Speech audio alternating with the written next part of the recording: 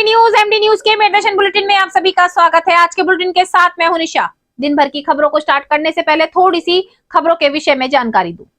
सबसे पहले कड़ाके की ठंड पड़ रही है। आप सभी देख रहे हैं कि कोहरा भी सर्दी के साथ साथ आने लगा है। वहीं सर्दी से बचाव के लिए जगह जगह पर अलाव जलाए जा रहे हैं। घर में भी हम अपने बचाव के लिए लकड़ियां जला लेते हैं, घर में हीटर जला रहे हैं ताकि हम सर्दी से बच सकें। लेकिन सर्दी से बचते बचते हादसे भी हो रहे हैं। मैं आगे आपको खबरों में दिखाऊंगी। आज बहुत बड़ा हादसा टीपी नगर थाना क्षेत्र से सामने आया। दूसरी ओर 31 दिसंबर को जगह जगह पर पार्टी मनाई जा रही थी। पुलिस ने आदेश दिए थे, अधिकारियों ने आदेश दिए थे कि 10 बजे के बाद कहीं पर भी डीजे ना चलाए जाएं। अगर धीरे आवाज में डीजे चलाए जाए, बहुत सारे नियम बताए गए थे, लेकिन कुछ जगहों पर इसका उल्लंघन हो रहा था। उसके बाद भी आपको बताऊं, मेडिकल थाना क्षेत्र से आज एक पीड़ित छात्रा ने जो पुलिस की कार्यशैली पर सवाल उठा रही है, उसने कहा कि पुलिस द्वारा बिना महिला पुलिस के ही बाहर खड़े हुए लोगों पर लाठी डंडे बरसा दिए गए। महिला के काफी चोट भी आई है, उस छात्रा के काफी चोट आई है और उसने इंसाफ की गुहार लगाई। लेकिन जब उसी विषय में अधिकारियों से बात की गई तो अधिकारियों का कहना था कि वहां से सूचना गई थी कि दो पक्षों में जमकर विवाद हो रहा है, नियमों का उल्लंघन किया जा रहा था, इसलिए पुलिस ने बीच बचाव किया।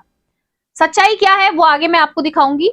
दूसरी ओर देश के प्रधानमंत्री नरेंद्र मोदी जी की माता का देहांत हो गया है। वो भगवान को प्रिय हो गई हैं। उसको लेकर के जगह जगह संस्थाओं द्वारा उनको श्रद्धांजलि दी जा रही है। आज भी स्वच्छता एवं पर्यावरण क्लब के सदस्यों द्वारा मोमबत्ती जलाकर उनको श्रद्धांजलि दी गई। वहीं मेरठ किसी भी चीज में पीछे नहीं है और खिलाड़ियों को उभारने में मेरठ का बहुत बड़ा योगदान है। क्रिकेट के खिलाड़ी हो, फुटबॉल के हो, खो खो के हो या हॉकी के हो। आज भी एसडी सदर इंटर कॉलेज के हॉकी खिलाड़ी तीसरा स्थान प्राप्त करके वापस लौटे और स्कूल प्रांगण में उनका स्वागत किया गया। तो जुड़े रहे मेरठ दर्शन के साथ, देखते रहे मेरठ दर्शन। सबसे पहले नजर डालते हैं आज की हेडलाइंस पर, जिसके प्रायोजक हैं जूम डिजिटल मूवी वर्ल्ड।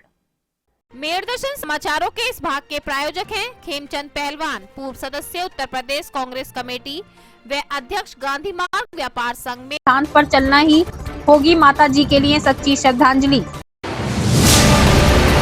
गौ सुरक्षा के बड़े बड़े दावे फेल होते आ रहे नजर। पिछले 4 दिन से सामाजिक जन सेवा कल्याण समिति की टीम गाय की कर रही इलाज। गौशाला या ट्रामा सेंटर सूरजकुंड में इलाज हेतु गाड़ी की सहायता के लिए मिल रहे नंबर पर नंबर, लेकिन नहीं दी जा रही कोई भी सुविधा, जिसे लेकर आज सामाजिक कार्यकर्ताओं में काफी रोष। इसे लापरवाही को लेकर सभी ने उठाई आवाज। आम आदमी पार्टी के उत्तर प्रदेश प्रभारी राज्यसभा सांसद संजय सिंह के आह्वान पर उत्तर प्रदेश के प्रत्येक जिले में आम आदमी पार्टी के पदाधिकारियों व कार्यकर्ताओं ने ओबीसी आरक्षण में घोटाला करने व निकाय चुनाव से पहले सर्वे कराकर आरक्षण करने को लेकर किया धरना प्रदर्शन। जिलाधिकारी के माध्यम से राष्ट्रपति को अपनी मांगों का भेजा ज्ञापन। थाना टीपी नगर क्षेत्र में बढ़ती सर्दी से बचने के लिए जलाई अंगीठी। सुबह तक हुआ बड़ा हादसा। मौके पर पहुंची पुलिस, लगी जांच में, परिजनों को दी सूचना। बढ़ती कड़ाके की ठंड को देखकर संस्थाओं द्वारा सड़क पर सोने वाले गरीबों की जा रही मदद। आज भी जमीयत उलमा-ए-हिंद द्वारा पुरानी तहसील पर गरीबों को बांटे गए कंबल। मुख्य अतिथि रहे एसपी सिटी व सीओ फर्स्ट। आज के कार्यक्रम में काजी जनरल राशिदुद्दीन, नायब शहर काजी व जमीयत उलमा-ए-हिंद के सभी सदस्य रहे मौजूद। सर्दी बढ़ते ही नजर आई कोहरे की सफेद चादर। नए साल के आगाज के साथ साथ आया कोहरा, चली सर्द हवाएं, बड़ी ठिठुरन। शहर सराफा बाजार में रोनानी ज्वेलर्स ने की एक प्रेस वार्ता के माध्यम से श्रीनिका के बारे में दी संक्षिप्त जानकारी। कहा, श्रीनिका सिर्फ एक घड़ी नहीं है, एक भावना। होटल करनाल में संदिग्ध अवस्था में मिला एक पुरुष, छोड़ा एक नोट। मौके पर पहुंची पुलिस, परिजनों को दी सूचना, लगी जांच में। हरदोई जिले में अंडर 14 बालक हॉकी स्टेट चैंपियनशिप प्रतियोगिता में एसडी सदर की हॉकी टीम ने शानदार प्रदर्शन कर तीसरा स्थान किया प्राप्त, जिसको लेकर आज कॉलेज प्रांगण में सीओ कैंट रूपाली राय चौधरी द्वारा खिलाड़ियों को किया गया सम्मानित। कॉलेज के प्रबंधक, प्रधानाचार्य व हॉकी कोच जोगिंदर सिंह ने बच्चों के उत्साह की सराहना, बढ़ाया हौसला।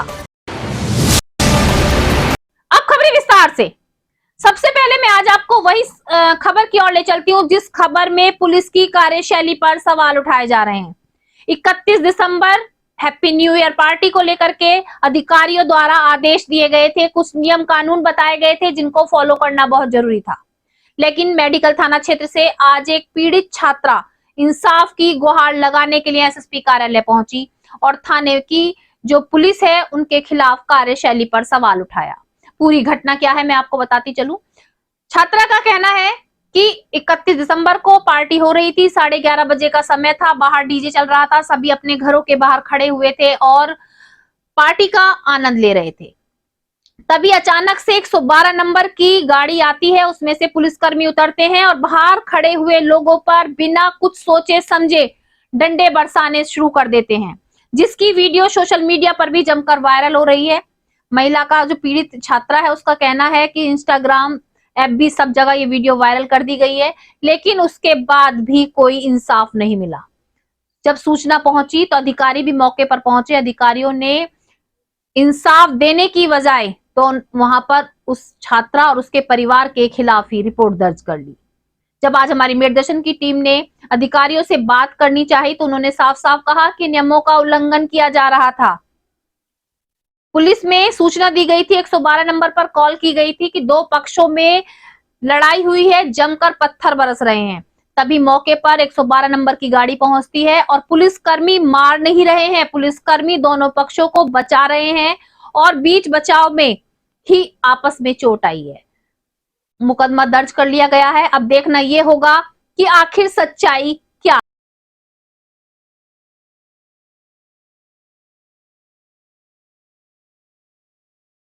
मैं शिवानी, मेडिकल कॉलेज निवासी।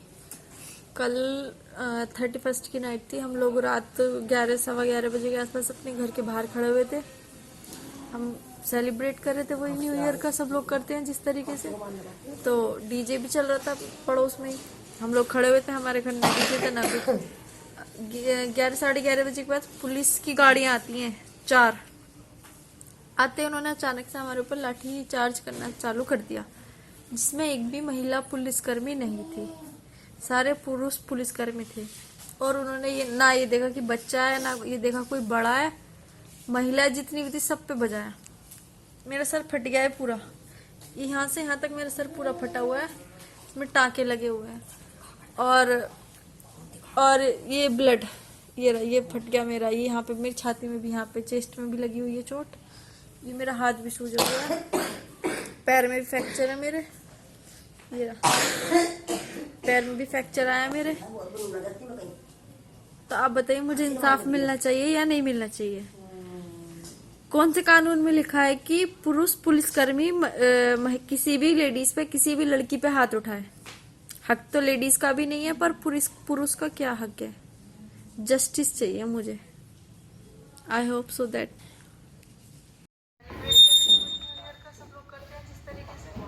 तो डीजे भी चल रहा था पड़ोस में, हम लोग खड़े हुए थे, हमारे घर में। उत्तर प्रदेश के मुख्यमंत्री द्वारा बड़े बड़े दावे हैं कि ऐतिहासिक धरोहर को संभाल कर रखें, ऐतिहासिक धरोहर को दोबारा से संजोया जा रहा है। लेकिन मेरठ में जो ऐतिहासिक धरोहर हैं उन पर दबंग भूमाफिया अपना कब्जा कर रहे हैं और बहुत बुरी तरीके से कह सकते हैं कि आतंक फैला रहे हैं। पिछले समय में आपने सुना होगा कि जब ऋषि मुनियों द्वारा हवन किया जाता था, पूजा यज्ञ किए जाती थी, तो दानव आकर उनके यज्ञ को खंडित करते थे।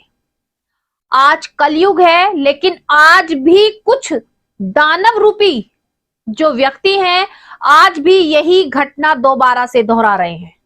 जी हां, आपको सुनकर हैरानी भी हो रही होगी कि पहले ऋषि मुनियों के हवन को जो दानव खंडित करते थे, आज के समय में वो दानव कहां से आ गए?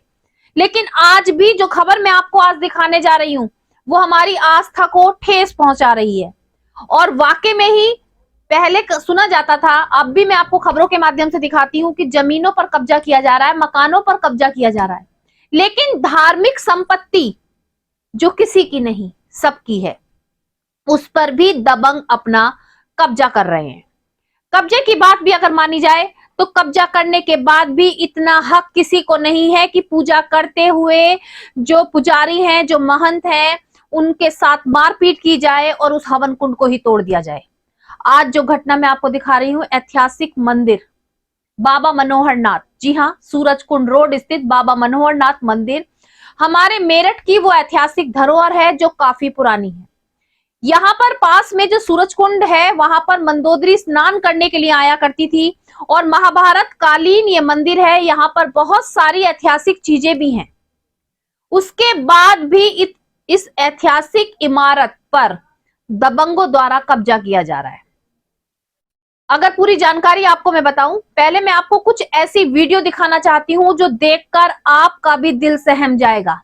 इस धार्मिक स्थल पर, इस पवित्र स्थल पर जहां पर यज्ञ किया जा रहा था, नए साल को हम सब देखा होगा कि नाच गाने के साथ, पार्टियों के साथ मना रहे, लेकिन मंदिर प्रांगण में हवन करके नववर्ष को मनाया जा रहा था। और उस नववर्ष के दिन जहां सब खुशियां मना रहे थे, इस मंदिर में जो नजारे हैं वो पहले आप देखें।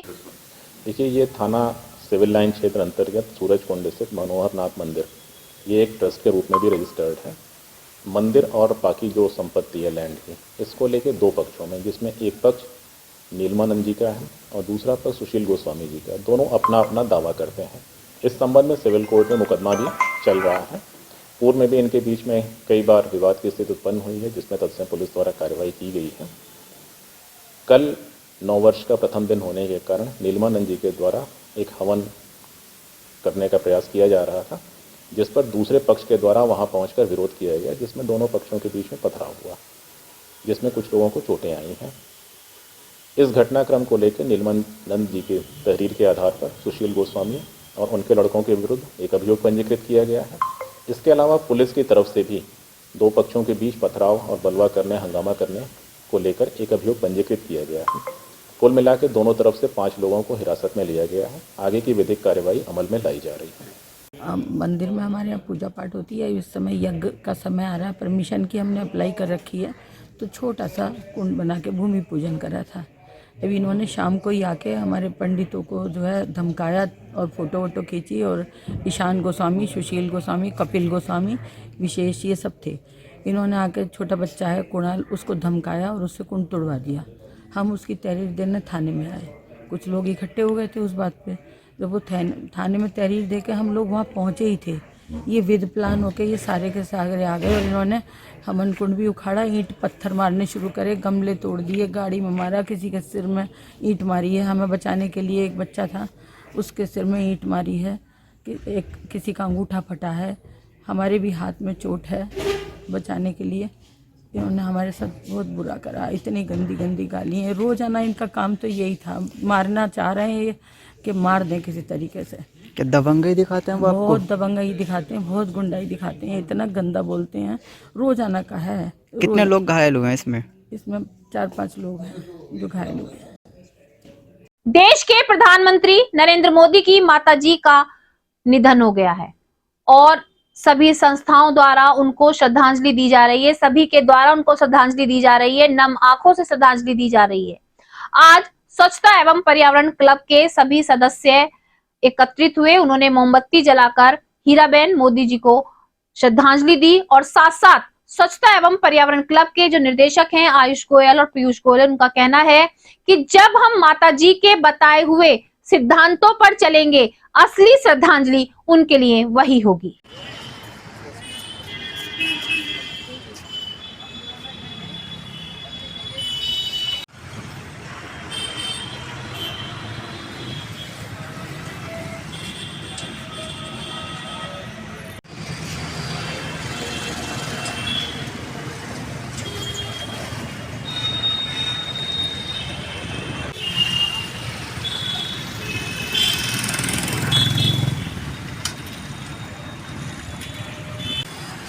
माता जी के जो शब्द हैं उनका स्मरण करते हुए मैं निवेदन करूंगा सभी देशवासियों से, जो माता जी के शब्द थे, जीवन जियो शुद्धि से, काम करो बुद्धि से, इन शब्दों के ऊपर विचार करते हुए, काम करते हुए इस देश को आगे बढ़ाने का काम करें।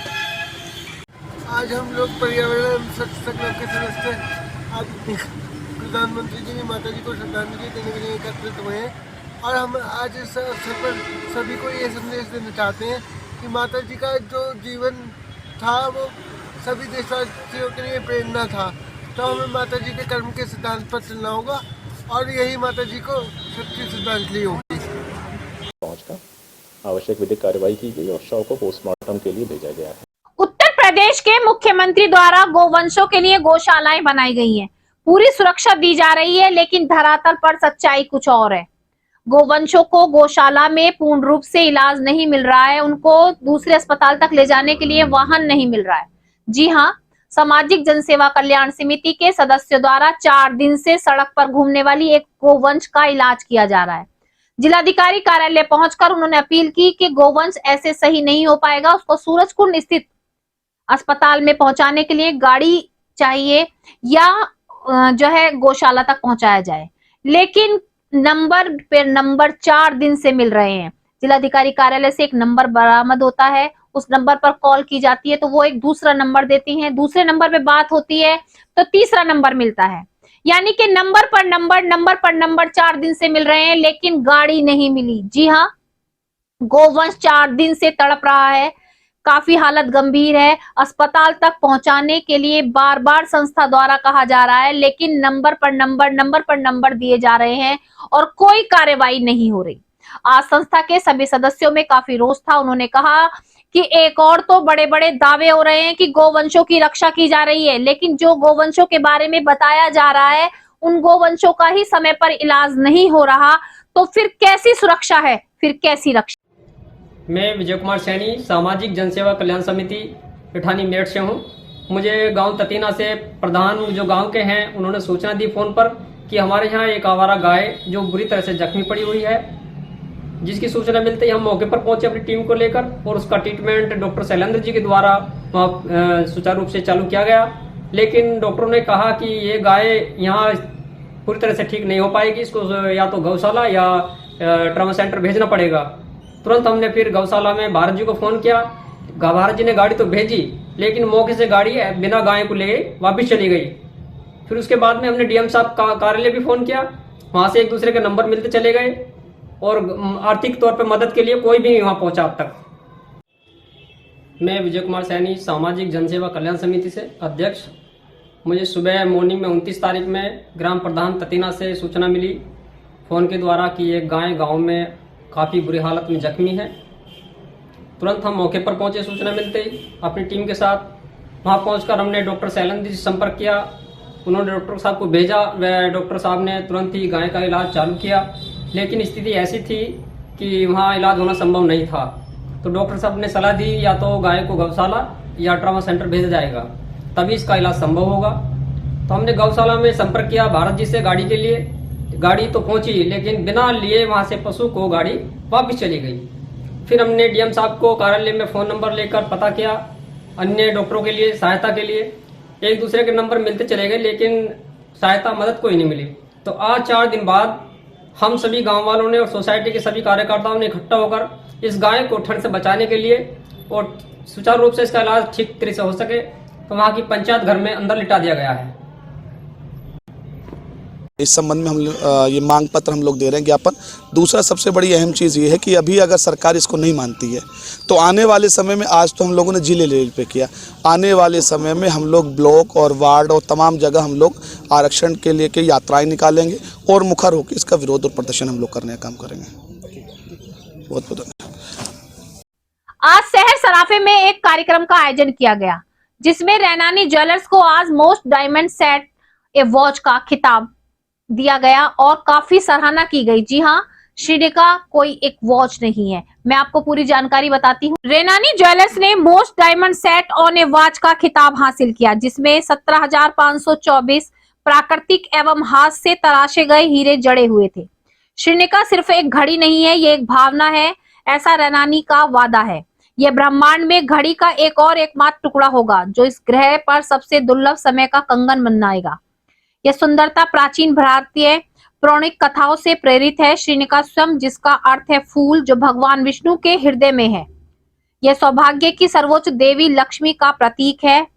प्रत्येक हीरे का प्राकृतिक रूप से परीक्षण किया जाता है, जिससे EF रंग और VVS स्पष्टता होती है। इसके अलावा ये दुनिया भर के गहनों में इस्तेमाल होने वाले हीरो की सबसे अच्छी गुणवत्ता है। इसे 0.72 कैरेट के सिंगल सैलिटर से भी सजाया गया है।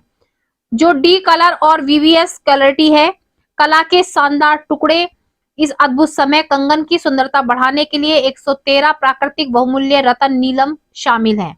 घड़ी का वजन 373.030 ग्राम है और इसमें 54.70 कैरेट प्राकृतिक एवं हाथ से तराशे गए हीरे लगाए गए हैं। श्रीनिका के बारे में जो संक्षिप्त जानकारी है वो यही है कि श्रीनिका सिर्फ एक घड़ी नहीं,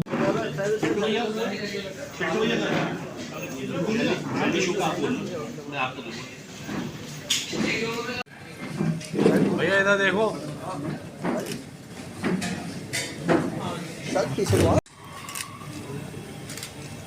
wait wait wait wait.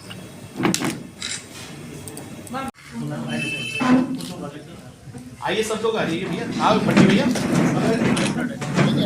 Ashok चाचा, हमारी ये प्रदर्शनी 3 दिन की है। मेरठ ज्वेलरी शो 3 दिन का है और इसके अंदर मेरठ के बने हुए आभूषण और मेरठ के ज्वेलर्स इसमें अपने आभूषणों को प्रदर्शित करेंगे।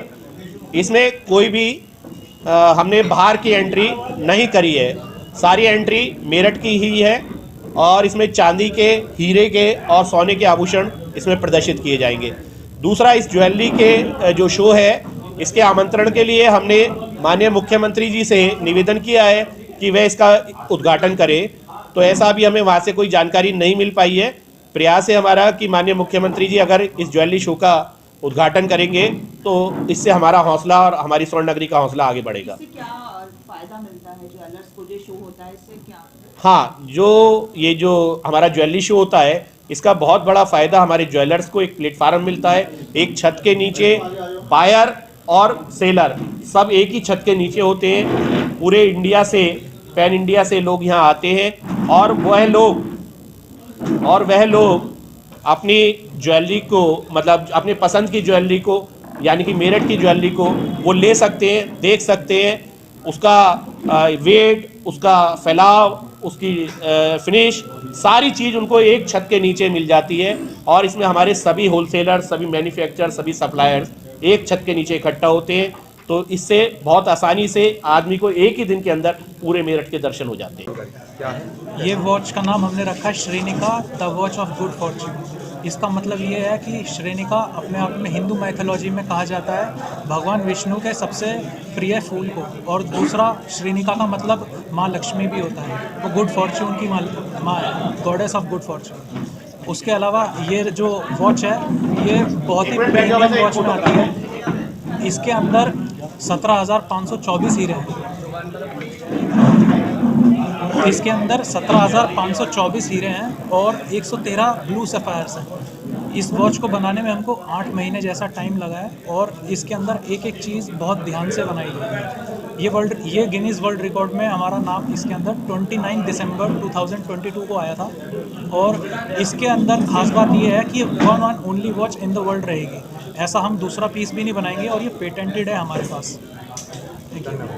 सर्दी का मौसम चल रहा है और सर्दी में हम ठंड से बचने के लिए जगह जगह आग जलाते हुए नजर आ रहे हैं, आलाप जल रहे हैं और अपने घरों में हीटर जलाकर बैठे हैं। लेकिन कभी क्या आपने उन लोगों के बारे में सोचा जो सड़क किनारे किसी की दुकान के बाहर ठिठुरते हुए नजर आते हैं और रात की इस सर्द हवाओं के बीच में पड़े हुए नजर आते हैं। लेकिन बहुत सी संस्थाएं ऐसी हैं जो उनके बारे में सोच रही हैं, आगे बढ़ रही हैं। अभी मैंने पिछले दिनों भी आपको दिखाया कि संस्था द्वारा कंबल बांटे जा रहे हैं उनको सर्दी से बचाने के लिए। आज भी जमायत उलमा हिंद के सदस्यों द्वारा पुरानी तहसील पर जरूरतमंदों, गरीबों को आज कंबल बांटे गए और उन्हें सर्दी से बचने के बारे में बताया गया। सबसे बड़ी बात आपको ये भी बताती चलूं कि आज यहाँ पर जो सभी सदस्य उपस्थित थे उनके द्वारा जो ठंड में किनारे पर लोग हैं, यहीं पर नहीं, उन्होंने कहा कि जगह जगह पर जो भी सड़क पर लोग नजर आ रहे हैं उनको कंबल दिए जाएंगे ताकि उनको सर्दी से बच।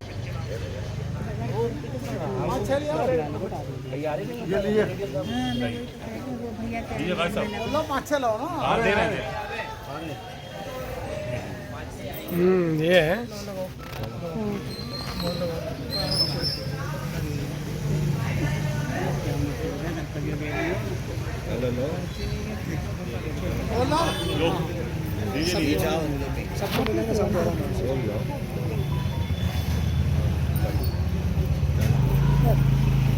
रुक जा सबर का फल मीठा होता जरा देर रुकोगे बढ़िया मिनट हो गया यहाँ तो ठंडा हो रहा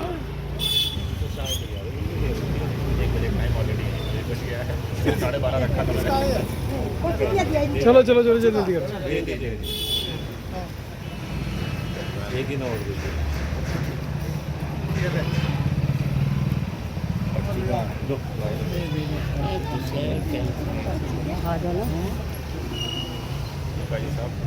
जमीतुल्लाह शहर मेरठ की जानिब से आज हम लोगों ने यहाँ हमारे एसपी सिटी साहब, सिटी मजिस्ट्रेट साहब, सीओ साहब और दीगर लोगों की भी मौजूदगी में हम लोगों ने गरीबों को कंबल तकसीम किए।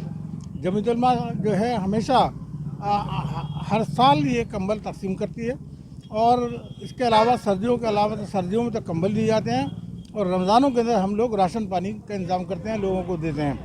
इसके अलावा भी हमारा जो दूसरा काम है जमीतुल्लाह की तरफ से जो हम करते हैं कि जो लोगों के अंदर बुराइयां हैं उनको दूर करने के लिए हम लोग बाकायदा जलसे करते हैं, मोहल्लों में जाते हैं, मस्जिदों में जाते हैं और वहाँ इस सिलसिले के अंदर जलसे करके लोगों को सही रास्ते पर लाने की कोशिश करते हैं। आज का जो हमारा मकसद था वो भी यही है कि गरीब लोग जो बेसहारा है, जो सर्दी के अंदर सुखड़ रहे हैं, जिनके पास कंबल नहीं है, जिनके पास लिहाफ नहीं है, उनको हमने जमीतुल्लाह शहर मेरठ की तरफ से आज कंबल तकसीम किए। सर्दी का आगाज तो बहुत पहले हो गया, लेकिन कोहरे का आगाज भी शुरू हो गया है। कोहरा चारों तरफ एक व्हाइट चादर सी बिछी हुई थी। जी हाँ, आज जो नजारे हमारे मेरदर्शन के कैमरे ने कैद किए हैं वो भी मैं आपको दिखाऊंगी, किस तरीके से कोहरे का प्रकोप एकदम से सामने आया। सुबह ही नहीं, शाम के समय से ही कोहरा सामने आ गया था और नए साल से कोहरे की शुरुआत हो चुकी है। लेकिन मैं आप सभी को मेरदर्शन चैनल के माध्यम से सतर्क करना चाहूंगी, जागरूक करना चाहूंगी कि कोहरे में अपने वाहन को बहुत धीरे चलाएं। थोड़ी सी देर जरूर हो जाए, लेकिन अपनी सुरक्षा बहुत जरूरी है, क्योंकि कोहरा धीरे धीरे अब बढ़ रहा है। सर्दी आते ही कोहरे का प्रकोप होता है, आप सब जानते हैं, लेकिन हमें अपना बचाव भी करना होगा। सर्दी से बचें, कोहरे में नियमों का पालन करते हुए अपने वाहन को चलाएं। अब मैं आपको ले चलती हूँ खेल से जुड़ी खबर की ओर।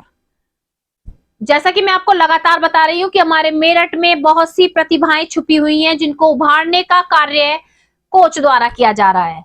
क्रिकेट कोच हो, हॉकी कोच हो, खो खो कोच हो या कोई भी हो, टीम तैयार कर रहे हैं और अपने मेरठ शहर के साथ साथ अपने कॉलेज का नाम रोशन कर रहे हैं। आज मैं आपको बता दूं, हरदोई में चल रही अंडर 14 हॉकी प्रतियोगिता में एसडी सदर इंटर कॉलेज के जो खिलाड़ी हैं उन्होंने बहुत ही अच्छा प्रदर्शन किया और तीसरा स्थान प्राप्त करके वापस लौटे। आज उनकी आने की खुशी में स्कूल प्रांगण में सीओ रूपाली चौधरी द्वारा उनको सम्मानित किया गया।